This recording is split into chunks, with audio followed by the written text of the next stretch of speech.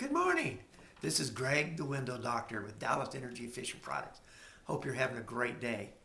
Well, last week we talked about solar heat gain coefficient and how important that is in saving you money on your utility bills. Today I want to talk about U factor. That seems like an unusual term, doesn't it? But U factor does have some importance to us because U factor actually has to do with the ability of your windows to keep the heat in the wintertime in your house and not letting it out. So even though we may have a very good winter down here, 2 or 3 months of winter, not like Fargo, North Dakota up there where they might have 6 or 7 months, that U factor still is an important number. Typically a U factor number that we should be looking for is probably around 30, which means it's keeping 70% of the heat in and letting a little bit of the heat out.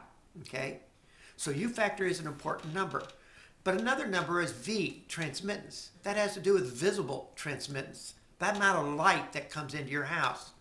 Now, one of the offshoots of having high-low emissivity or having windows that have a high solar heat gain coefficient is they're going to take on a slight tint to the windows. That might be a problem for some people. But when you compare it to putting black solar screens on your house, and really keep making your house a lot darker, I don't think the solar heat gain and the low emissivity and the tint in the window is going to match up to that at all. In fact, probably after a period of time aren't going to notice it at all.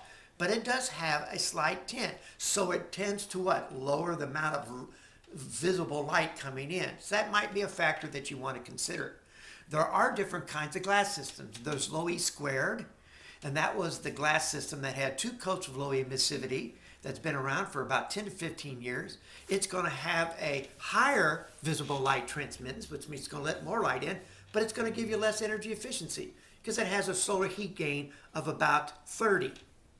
The low E3 or low E cube, which is the newest, most modern technique out there in glass manufacturing, where it puts 3 coats of low emissivity on your glass, is going to have a slight more tint.